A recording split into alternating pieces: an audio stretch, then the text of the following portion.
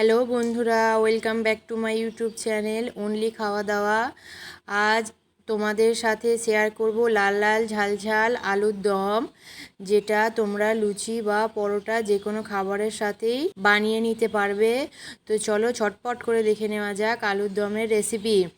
আর যদি তোমরা আমার ইউটিউব চ্যানেলটাকে না সাবস্ক্রাইব করে থাকো তো ঝটপট করে গিয়ে আমার চ্যানেলটা লাইক, সাবস্ক্রাইব এবং শেয়ার করে দিও তোমার বন্ধুদের সাথে। তো চলো দেখে নেওয়া যাক আলুর দমের বানাতে কি কি লাগছে। প্রথমে লাগছে আলুর খোসা ছাড়িয়ে নিয়ে ডুমো ডুমো করে কেটে নেবে। তারপরে সেই আলুগুলোকে ভালো করে জল দিয়ে ধুয়ে সেদ্ধ করে নিলাম। আলুগুলো সেদ্ধ হয়ে যাবার পর এক এক করে তেলে ভেজে নেব। খুব লাল লাল করে ভাজার দরকার নেই, একটু মানে আঁচা আঁচাভাবে ভেজে নিলেই হবে, খুব লাল লাল করে ভাজার দরকার নেই। তো তোমরা দেখতেই পাচ্ছ আমি একে একে করে সব আলুগুলো আস্তে আস্তে ভেজে নিলাম। এবার ভাজা হয়ে গেলে আলুগুলো একটি পাত্রে তুলে নেব।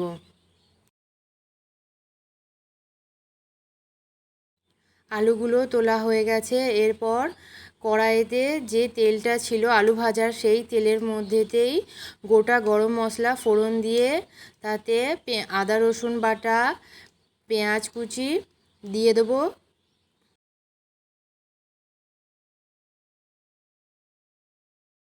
দিয়ে ভালো করে খুন্তি দিয়ে নেড়ে নেব। তারপর একে একে করে সব ঘরোয়া যে মশলাগুলো থাকে সেই মশলাগুলো দিয়ে দেব।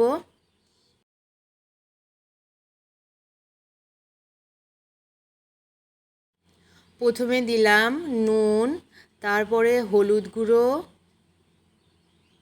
জিরে গুঁড়ো আর কাশ্মীরি লঙ্কার গুঁড়ো সব দিয়ে ভালোভাবে নেড়ে নেব।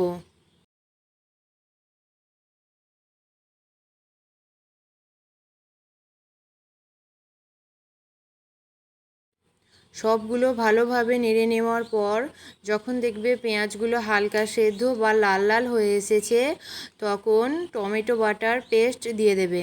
তোমরা টমেটো কুচি করেও দিতে পারো, আমি টমেটোটাকে বেটে দিয়েছি যাতে গ্রেভিটা একটু থিক হয় আর টমেটোগুলো না মুখেও লাগে, তাই টমেটোগুলো বেটে দিয়েছি। তোমরা চাইলে টমেটোটা কুচি করে কেটেও দিতে পারো। সব মশলাগুলো আস্তে আস্তে কষা হয়ে গেলে দেখবে মশলার ভেতর থেকে আস্তে আস্তে তেল ছাড়ছে। তারপরে তারপরে ভেজে রাখা আলুগুলো সেই মশলার মধ্যে দিয়ে ভালো করে নেড়ে নেবে।